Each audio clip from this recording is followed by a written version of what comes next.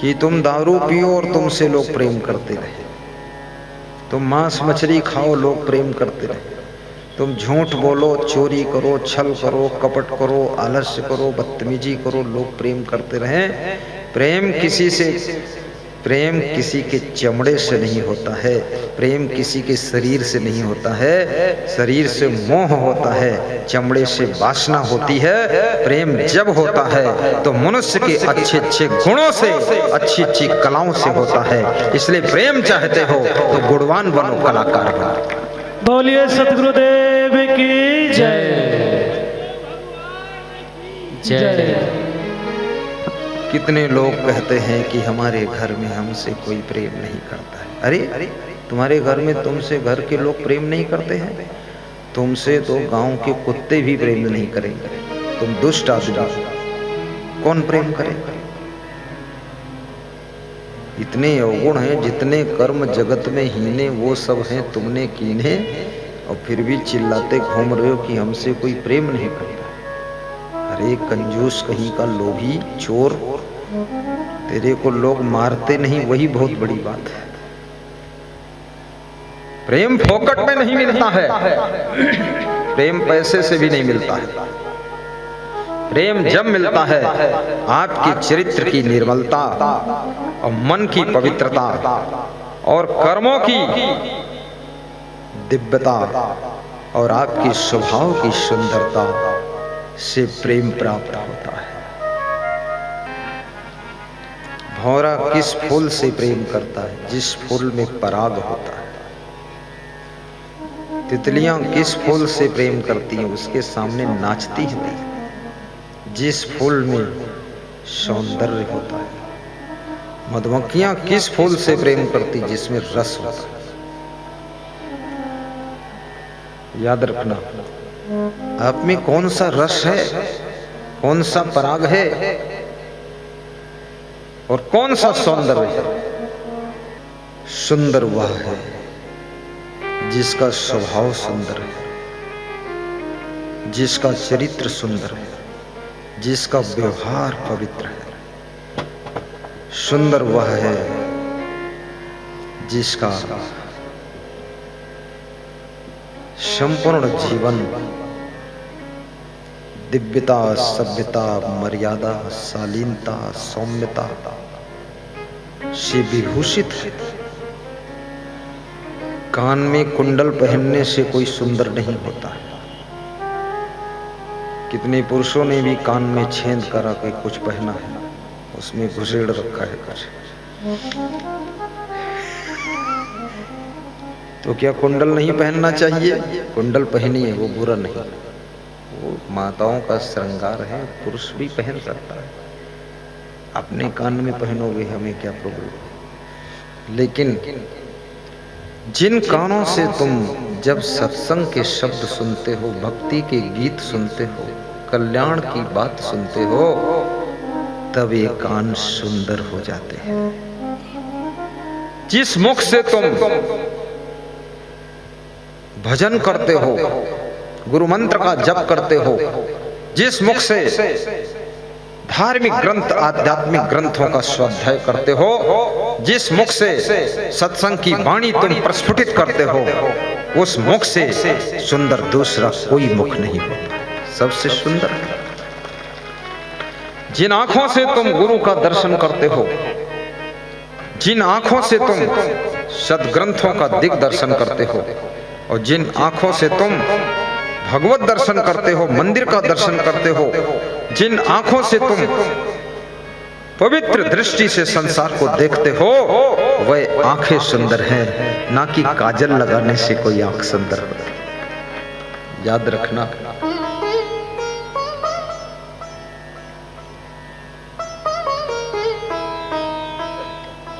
वह सुंदरता व्यर्थ है जो केवल चेहरे तक सीमित है। हीरो हीरोइन का चेहरा सुंदर है, लेकिन चरित्र सुंदर नहीं। उनकी एक्टिविटी को देख लो तो अच्छे अच्छे चरित्रवानों का चरित्र भी फिसल जाए। इतने भ्रष्ट दृश्य दिखाते हैं। कभी देखना ही मना है, उन गीतों को सुनना मना है। भूल कर कुसंग में जाया न कीजिए, भूल कर कुसंग में जाया। गोबर में भूल कर पैर रख दोगे तो भी गंदगी लगेगी। विष्ठा में भूल कर पैर रखो, जानबूझ कर रखो, लेकिन गंदगी उतनी ही लग जाए। काजल की कोठरी में कैसो हो सयानो जाए, एक लीक लाग है पे लाग है। भारतेंदु हरिश्चंद्र नाम का कवि कह रहा है। घाटिया साहब ध्यान दें, काजल की कोठरी। भूल कर कुसंग में जाया न कीजिए, अश्लील गीत गाना गाया न कीजिए, अश्लील गीत गाना गाया न कीजिए, भूल कर कुसंग में जाया न कीजिए, भूल कर कुसंग में ओहो जाया न कीजिए, जाया न कीजिए, जाया न कीजिए। हमको हंसी भी बहुत आती है। क्यों आती है? तो आती है, और क्यों क्या होता उसमें?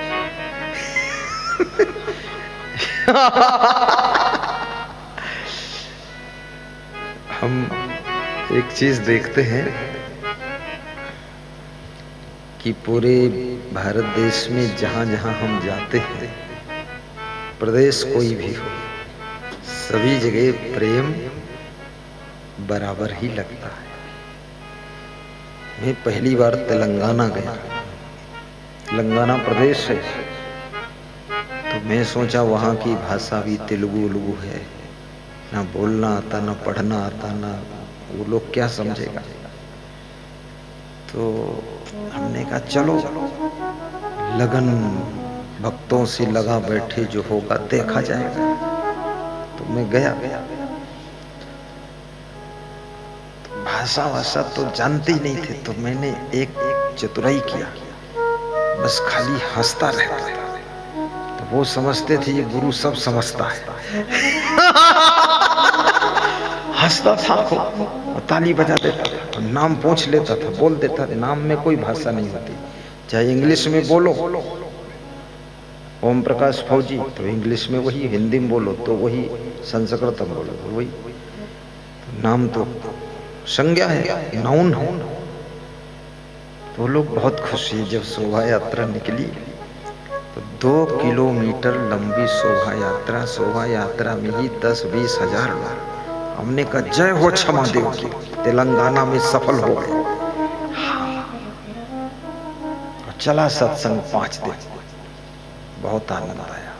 5-6 प्रोग्राम भी बुक हुए, नया नया प्रदेश, नया नया मैं वहां के लिए। तो मैं सुबह सुबह प्रातः भ्रमण में जाता था, पद यात्रा परिक्रमा प्रातः। तो भक्तों के खेतों तरफ चला जाता था, तो वहीं खेत में चना वना भून के भी चबवाते थे लोग, कभी मक्का भून कर खाते थे, क्योंकि सबसे तालमेल बिठाना था। 5 ही दिन बिठा लिया तालमेल से। याद रखना, यदि भगवान राम बानरों के साथ झुंड के बीच में न बैठते तो शायद बानर उनके साथ में नहीं रहते। तो आपको भी थोड़ा नीचे उतरना पड़ेगा। प्रेम, तो यहां भी बहुत प्रेम हमने देखा।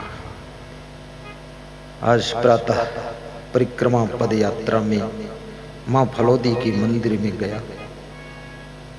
श्री मां फलोदी माता महाराज मंदिर, शिव जी का, पार्वती जी का उसमें प्रवेश है। बड़ा सुंदर मंदिर बना हुआ है। वहां पर मां का कुंड भी बना हुआ है। और 45 कमरे भी रहने के लिए 15, 50, 45 जो बने हैं, सब दर्शन किया, बड़ा मन प्रसन्न हुआ। तो मेरे मन में एक बात ख्याल आई कि राजस्थान प्रदेश में दो चीजें हैं। एक तो महाराणा प्रताप की वीरता भी लोगों में देखने को मिलती है, धीरज सिंह महाराणा प्रताप की वीरता। दूसरे मीराबाई की भक्ति भी सबके दिलों में झलकती हुई दिखाई देती है। मीराबाई की, तुम राजस्थान में रहते हो, तुमको राजस्थान के बारे में उतना अनुभूति नहीं होती है, लेकिन मुझे अनुभूति होती है। राजस्थान में ये दो चीजें मैंने देखा है, वीरता और भक्ति। और जहां के लोग वीर होते हैं तो उनके धर्म की रक्षा होती है, और जहां के लोग भक्त होते हैं तो उनके जीवन में सुख शांति रहती है। इसलिए भक्ति भी करो और वीरता से संसार में जियो। घबराया मत करो, डरा मत करो, ऊबा डूबा मत करो, सहनशीलता बढ़ाइए, छोटी छोटी बात में उलझा मत करो, सुलझे रहो और साहस रखो। डिसीजन भी समय पर सही लो, समीक्षा समारंभ हो।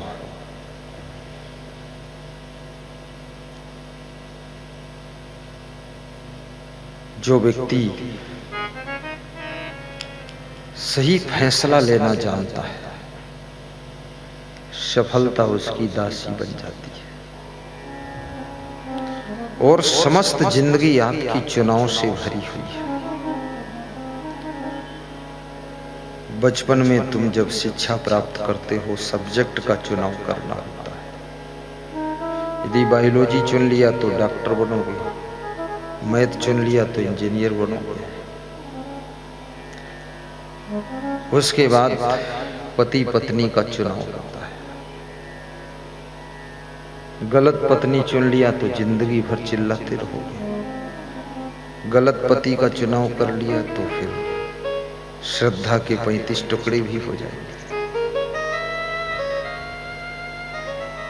आलू की तरह काट देते हैं लोग।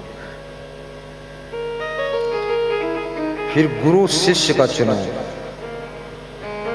अच्छा गुरु चुन लिया तो भवसागर से पार हो जाओगे। अब गलत गुरु चुन लिया, भटकते रहोगे। अच्छा शिष्य चुन लिया, गुरु का दिल भी खुश हो जाएगा। गलत शिष्य मिल गया, गुरु को भी ठोक ठाक के सुधार देगा। कितने गुरुओं को शिष्यों ने पूरा खत्म कर दिया। एक व्यक्ति किसी गांव में रहता था, वो तलवार सीखना चाहता था और तलवार का प्रशिक्षण उसी क्षेत्र में एक गुरु हमेशा शिष्यों को तलवार चलाने की शिक्षा देता था। तो उसके पास में वो गया, बोला मुझे तलवार चलाना सिखा दो, मैं आपका शिष्य बनूंगा, दास बनूंगा, आपके पास रहूंगा, आपकी लंगोटी धोऊंगा। गुरु खुश हो गया।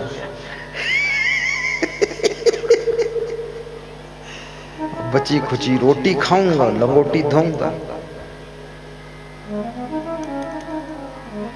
गुरु खुश हो गया कि आओ। सेवा किया, गुरु ने अपने मन से उसको अच्छा सिखा दिया। सबसे अच्छा तलवार चलाने की कला सिखाई। जब वो सीख गया तो गुरु से बोला कि अब मेरी परीक्षा ले लो। तो गुरु ने कहा कि परीक्षा में तुम पास हो गए, क्या परीक्षा दोगे? तो शिष्य ने कहा कि हम आपके साथ में तलवारबाजी करेंगे। गुरु बूढ़ा था, कमजोर था, 80 साल का था। वो शिष्य 25 साल का नौजवान। गुरु घबरा गया कि तलवारबाजी मेरे साथ करेगा, मैं कमजोर हूं, बुजुर्ग हूं, कहीं मार देगा तलवार, टांग कट जाएगी। गुरु भी डर गए। तो गुरु ने सोचा अब क्या करूं।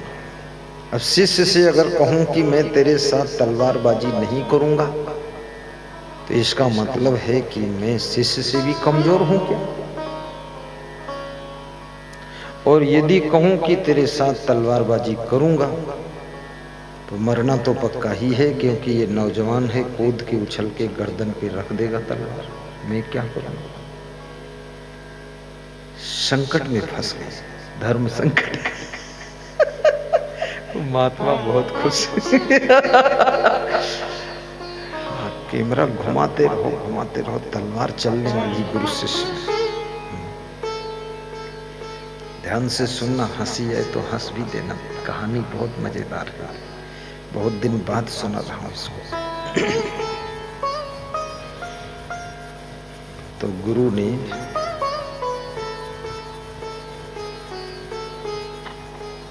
सोचा कोई उपाय करना पड़ेगा।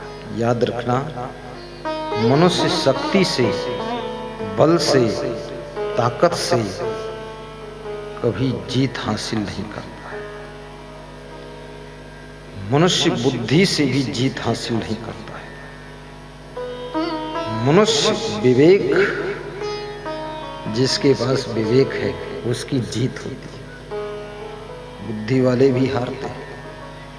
बुद्धिमान व्यक्ति दीपक जलाएगा और जलती हुई माचिस की आधी तीली को फेंक देगा, कपड़े में आग लग जाएगी, पूरा सब जल जाएगा। विवेकवान दीपक जलाएगा और जलती हुई आधी माचिस की तीली को बुझाकर पांव से रगड़कर तब छोड़ेगा। बस बुद्धि और विवेक में इतना अंतर होता है। बुद्धिमान व्यक्ति गुरु को प्रणाम करने आएगा, दान भी लाएगा, पैसा भी लाएगा, फूल लाएगा, लेकिन झुंड के झुंड खड़ा हो जाएगा, धक्का मुक्का करेगा, ढकेला ढकेली करेगा, गिर गिर पड़ेगा। लेकिन विवेकवान लंबी लाइन लगाकर खड़ा होगा, ना किसी को धक्का ना मुक्का, नंबर तो एक दिन आएगा ही, और ऐसे विवेक से ऊपर आएगा। बस अभी मैं यहाँ देख रहा था कि बुद्धिमान बहुत खड़े थे, 200 लोग धक्का मुक्का। मैं तो यहाँ था। मैंने अपने संत से कहा, ओम प्रकाश भैया से कहा कि इनको जरा कह दो लंबी लाइन कर ले। कोई मानता ही नहीं है, सुनता ही नहीं, क्योंकि सभी बुद्धिमान हैं, विवेकवान हैं नहीं। टाइम तो उतने लगेगा, क्योंकि आगे तो ये केक रही आशीर्वाद चल रहा, तो उधर ढकेलने से क्या फायदा, झुंड में झुंड करने क्या फायदा।